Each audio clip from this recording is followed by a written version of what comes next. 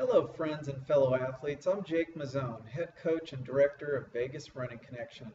I formed this Christian nonprofit organization to sponsor and fully support, coach, feed, and equip distance runners with goals to compete at the international level. The majority of our distance athletes hail from low-income or underprivileged households in southern Nevada. One of Team VRC's organizational goals includes free athletic community newsletters and weekly YouTube broadcasts on the topic of distance and endurance running. Those can be found on our website, so check out the About tab on our YouTube page.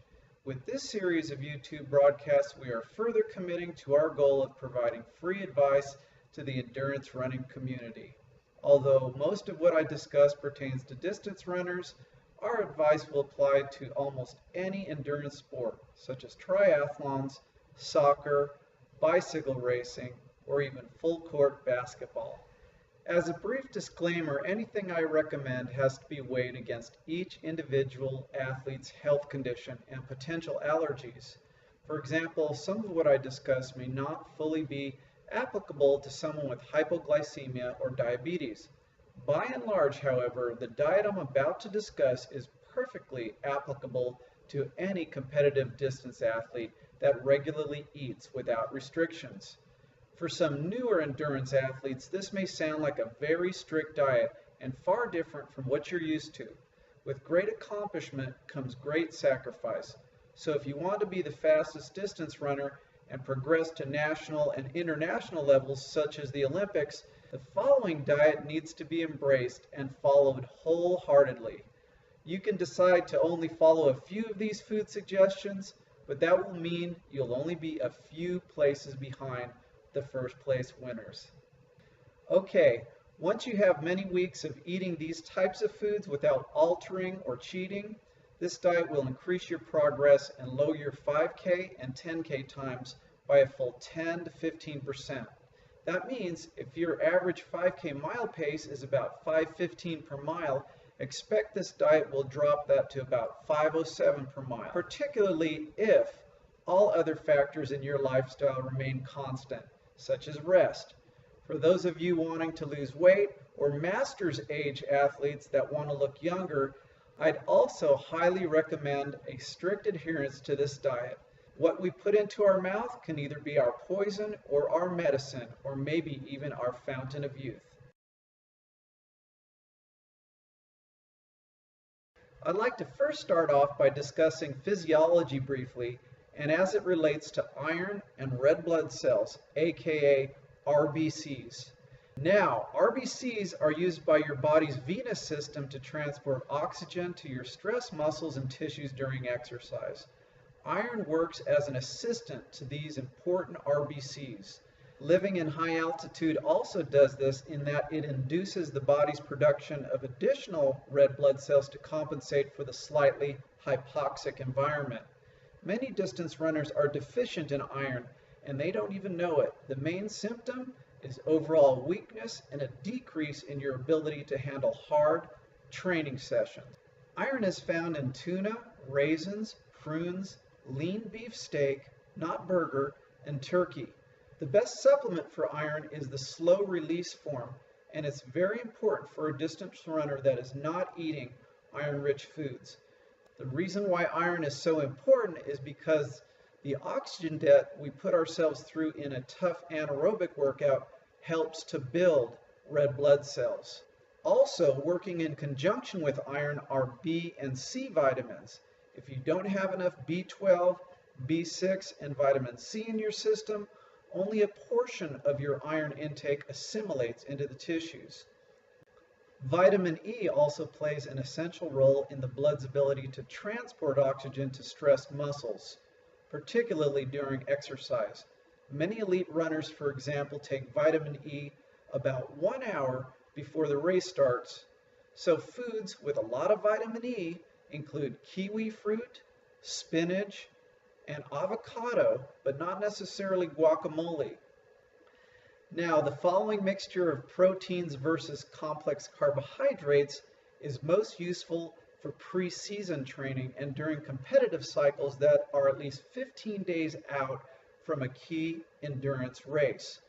For a more precise recommendation of protein versus carb intake the week before a race, see my video called Carb Loading for the Elite Endurance Runner.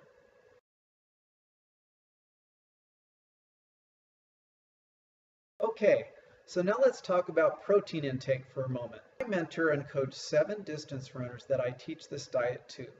Our goals include making it to the World Games, Olympic Games, and being national champions.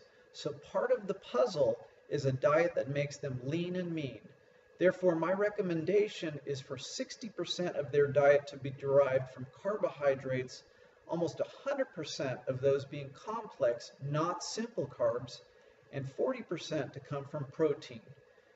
Being that over half of the foods within the protein group also contain a certain amount of animal fat, then only 40% of our diet being protein allows us to stay lean and mean, as long as we choose alternatives to the beef and chicken that I'm about to mention. So you can take in protein from the following sources: eggs, which are also rich in sulfur, steak beef, not burgers again, free-range chicken, and lamb.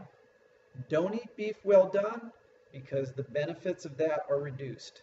Fish protein from wild salmon, also known as red salmon, coho salmon, sockeye, chinook, or king salmon. Never eat farm-raised salmon or the Atlantic type. It's given red dye in food pellets to change its color from gray to pink. Also eat solid albacore, perch, halibut, and bass. Shellfish is unbeneficial for the distance runner, even though it does have protein. And lastly, take protein from nuts, but I only recommend unsalted walnuts and cashews because they are softer and easier to digest. You can add unoiled, unsalted sunflower seeds to your protein intake, and they too are rich in the beneficial sulfur mineral. Lastly, I recommend lentils or lentil soup and kidney beans, which have both protein and complex carbohydrates along with a fiber element. I don't recommend getting protein from cheeses because of the lactose and fats they contain. Also, avoid canned protein unless the only additive is olive oil, such as in some tuna varieties, or possibly sea salt, such as what is found in these red kidney beans, and also the tuna. I keep mentioning complex carbohydrates, so I'd like to differentiate those from simple carbs because I don't recommend intake of simple carbs for distance athletes unless they are an incidental addition to a complex carbohydrate meal. Simple carbohydrates come from sugars, for example, jellies and syrups, or starches, for example, potatoes and bread. Starches, incidentally, are not better than sugar because they turn to sugar in your body. Several examples of foods that are part of this simple carb group are pastas and rice, but not wild rice, all forms of bread and pastries, including pies and cakes, and also any form of candy, except, for example, dark chocolate-covered raisins. You can eat those in a moderate amount. I'll share that with you later. You can also complete this list with bottled or canned fruit juices. As a side note, almost every brand of fruit juice has at least 2 simple sugars added to it that I don't recommend, such as fructose and sucrose. Oh, by the way, almost every single cracker or packaged chip product is a simple carbohydrate with a bad addition of preservatives. A smart nutritional expert will tell you that simple carbs, not complex carbs, eventually turn to fat after they're digested, and particularly if every single calorie is not readily burned off. Never get your carbohydrates from canned anything, because you're also getting preservatives such as chlorides and phosphates that will hurt your performance. Learn to read all canned food and packaged food labels. You see, the more a complex carbohydrate food becomes processed, the more it is transformed from complex to simple. For example, steel-cut natural oats that are transformed into ready-to-eat oatmeal. In essence, the complex portion of carbohydrate is crushed or squeezed out. And in my opinion, so is most of the nutritional benefit for the endurance athlete. And another good example of this squeezing out of benefits is eating fresh oranges versus drinking orange juice, or fresh apples versus apple juice. Again, the fruits or veggies themselves are complex carbs, but their processed juices have become an unrecommended simple carb. The only simple carb juice I ever recommend to my runners, which may contain a complex carb element, is 100% Welch's Purple Concord grape juice.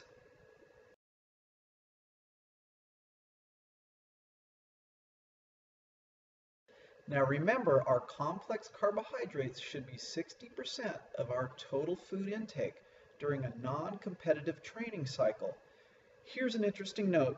Vitamin supplements are made from many of the fruits and vegetables I'm about to mention. So if you just buy the right organic foods, you can avoid expensive vitamin pills. You can take in vitamin C, B12, and B6. Remember, they work in conjunction with your red blood cells and iron by eating the following complex food carbs: red or purple fruits such as blueberries, Concord grapes, apples, boysenberries, and blackberries. Incidentally, you can buy a juice machine and add orange or tangerine, black grapes, and a veggie like carrots for a very healthy meal. Also, eat your bananas.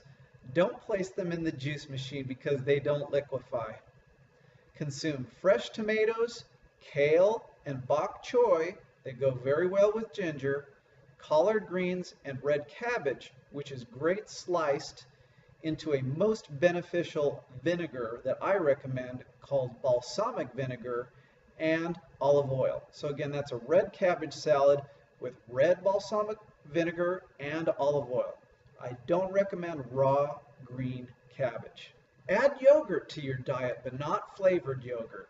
Take a large tablespoon of pure honey to flavor about 6 ounces of your plain yogurt.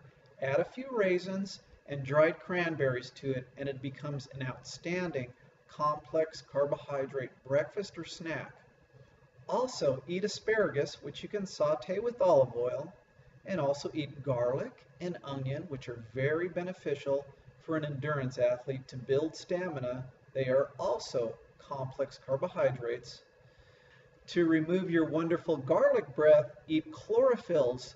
That's best done through a juice machine and placing parsley or cilantro into it, and you can add an apple to improve the flavor. Both are great for detoxing your system. That's parsley and cilantro. As a continued reminder, you should eat a lot of olive oil. It contains over 85 nutrients and vitamins. Use olive oil to saute or cook green vegetables that you decide not to eat raw. Broccoli is very beneficial in several ways to an athlete, and it too has minerals and sulfur. Eat chia seeds with regards to enhancing stamina. Allow them to soak in vegetable juice, fruit juice, or almond milk before consuming them. Along with chia seeds, I also recommend another complex carb grain, which is oats, particularly the steel-cut variety. They take longer to cook. Rolled oats are okay, but they are slightly processed through steaming and roasting. The majority of everything a competitive endurance athlete consumes should be raw fruits, cooked vegetables except corn and potato, or raw vegetables like salads, tomatoes, onions, carrots, olives, spinach, and broccoli. Listen, spend 10 to 20% more money and buy organic produce. You still come out way ahead versus buying expensive meats. Okay, going back to one of America's addictions, breads. All wheat bread is non-bleached wheat flour, and all white bread is bleached wheat flour. Neither are beneficial, in my opinion, for an elite endurance athlete, and will slowly add to fat production. Tortillas and all other chips are not recommended either. To reiterate, stay away from breads and cakes, including pancakes, waffles, and donuts, especially frozen breads and cakes, which actually may harm you because they contain trans fat. To reiterate, the simple, unrecommended carbs to stay away from are pastries, cakes, ice creams, tortillas, all chips, pasta, and rice, all of which turn to sugar in your system. These calories eventually convert to fat or metabolize into fat. Don't be fooled by labels that tout non-fat but have a lot of hidden sugars. If you're a serious athlete, again, learn to read food labels.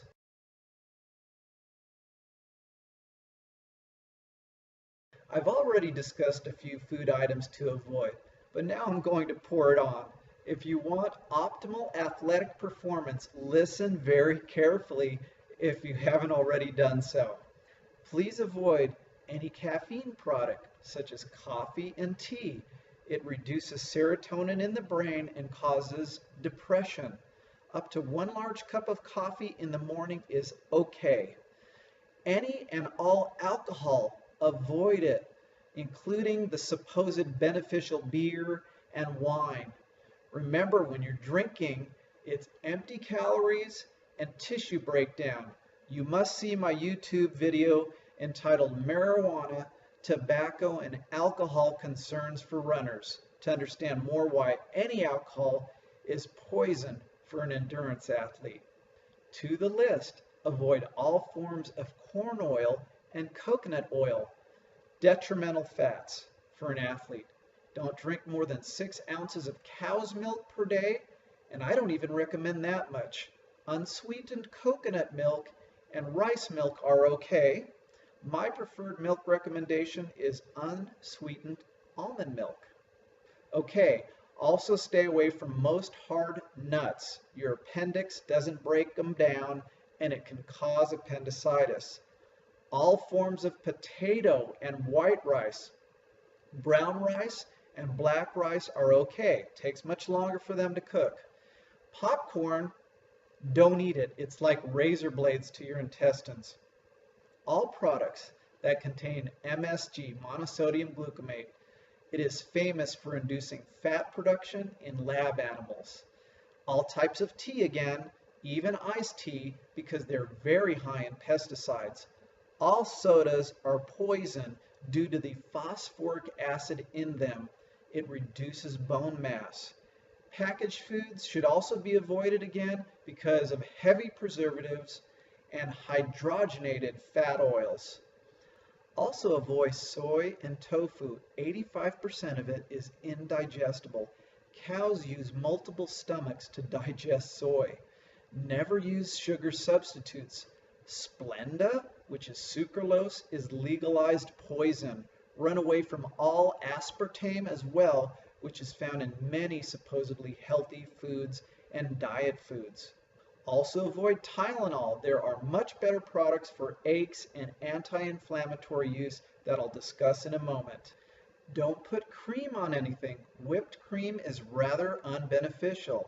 And if that wasn't enough, here is a list of very popular American foods that you should strike from your diet altogether if you're a serious athlete. Pork bacon. Turkey bacon is okay. Ketchup, butter or margarine, junk food like tacos, fast food, most burgers, most pizza because of its bread and cheese content, hot dogs, all forms of sausage. Don't eat corn, ham, and all cold cuts, except for turkey's okay. Minimal amounts of salt are okay, and for the third time, because it's another addiction in the US, bread. Almost every bread, unless you can see whole grains like oats and sunflower seeds running through it, is unbeneficial to anyone trying to stay healthy. In fact, some experts say that eating this starch greatly enhances hair loss. I don't recommend soy sauce, but a little teriyaki sauce on lean steak is okay, which would be an example of an incidental simple carbohydrate. And never drink any soda. Again, Sodas are no good for a distance athlete. Diet sodas are worse because they combine caffeine with aspartame.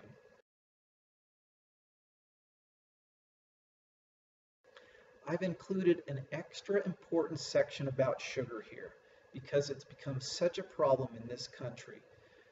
You can do your own research on this subject, which I highly recommend, but suffice it to say, the average American consumes between 140 and 150 pounds of simple sugar per year.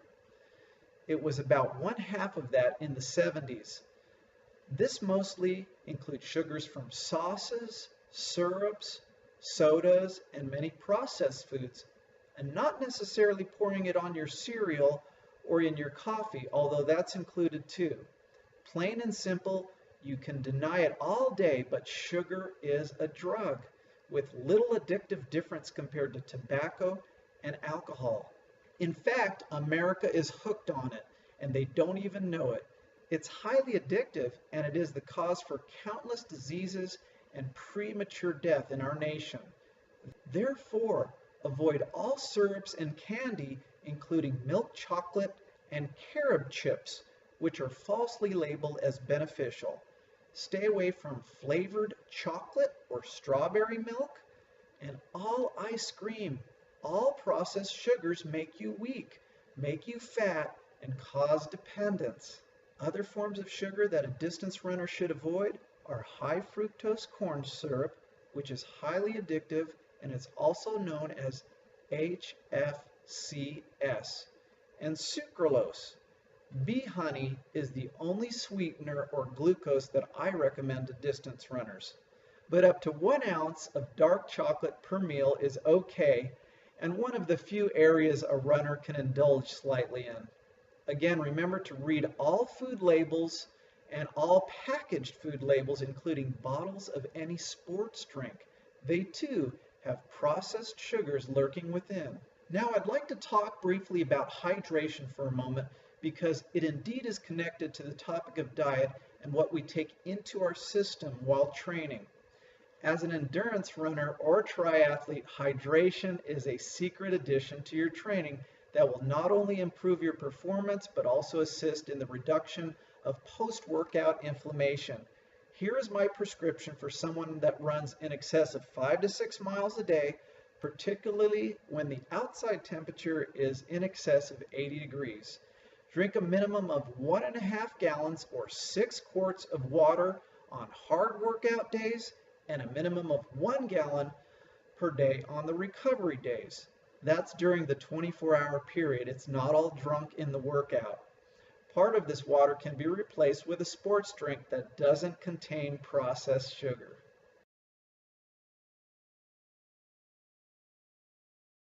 Okay, talking a little bit about inflammation. Because of the hard impact element of a distance runner or endurance athlete, it's essential to always reduce inflammation in order to avoid injury. Nutritional supplements can help if one's diet is incomplete, and unlike medicine like aspirin or ibuprofen, they work without causing stomach ulcers. Here are my top choices for long distance runners. Again, almost everything I'm discussing can come from the diet I've previously reviewed, but they are also readily available in these supplements. Omega-3. Chia seeds, walnuts, and fish oil are rich in omega-3 fatty acids, which decrease the body's production of a long list of pro-inflammatory biochemicals. They also help reduce pain and stiffness. Antioxidants. Reducing oxidative damage can help control inflammation. Antioxidants such as vitamin C, vitamin E, and selenium all help to control oxidative damage by neutralizing free radicals within the tissues. Ginger. Certain elements of ginger called gingerols have a strong anti-inflammatory effect. Resveratrol. Some evidence suggests that resveratrol is a more potent anti-inflammatory agent than NSAIDs, such as aspirin and ibuprofen. Like ginger and fish oil, it inhibits a number of anti-inflammation producing biochemicals. Flaxseed oil. Flax seeds seem to especially target inflammation of the skin.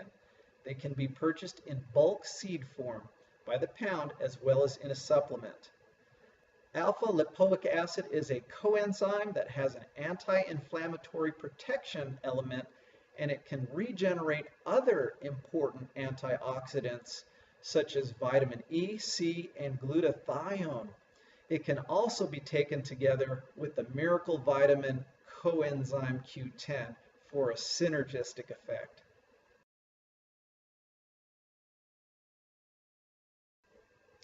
I'd like to tell you a true story about a biblical prophet named Daniel that lived nearly 2,700 years ago, and his 3 Hebrew friends that were appointed to serve a foreign king that had captured the entire nation of Israel. All 4 of them realized the healthy importance of a diet very similar to what I've just described, only they avoided meat entirely, particularly because the king that Daniel was forced to serve had first sacrificed that meat and its accompanying wine to strange idols and phony gods. It is written, Daniel determined that he would not defile himself by eating the king's food or drinking his wine. He so asked the head of the palace staff to exempt him from the royal diet. The head of the palace staff, by God's grace, liked Daniel, but he warned him, I'm afraid of my master the king and what he will do. He is the one who assigned this diet, and if he sees that you are not as healthy as the rest, he'll have my head. But Daniel appealed to the steward who had been assigned by the head of the palace staff to be in charge of Daniel, Hananiah, Mishael, and Azariah. Try us for 10 days on a simple diet of vegetables and water. Then compare us with the young men who eat from the royal menu. Make your decision on the basis of what you see. The steward agreed to do this and fed them vegetables and water for 10 days.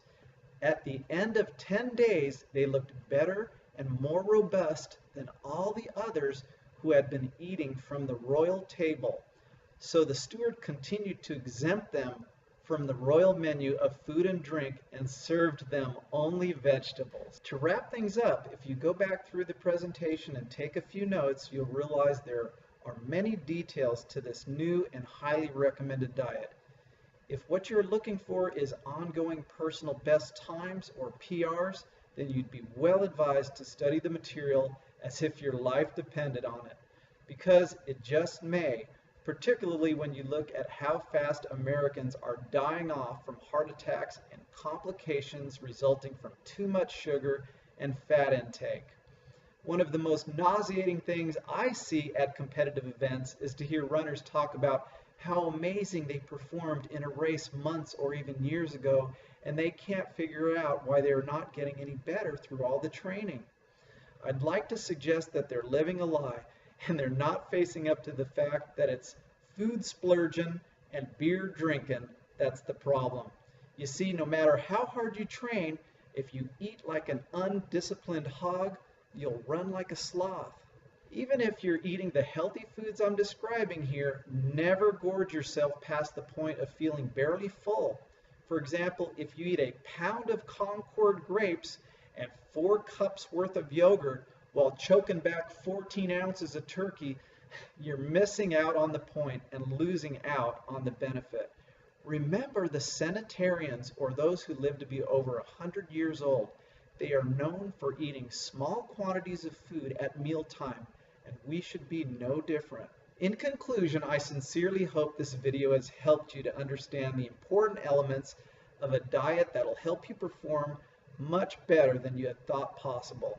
If you're a competitive runner or even a triathlete, you'd be well advised to watch this again and digest the information, pardon the pun, before your next event. If you feel it may help others to hear this truth, then I humbly ask you to send the YouTube link to anyone that comes to mind.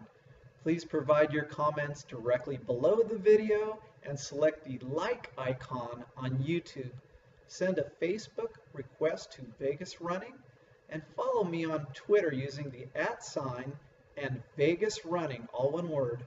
Also visit the Vegas Running Connection website and select the donation page.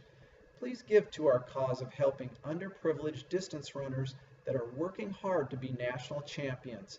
And always remember, with small amounts of talent and large amounts of hard work, you can be great in distance running.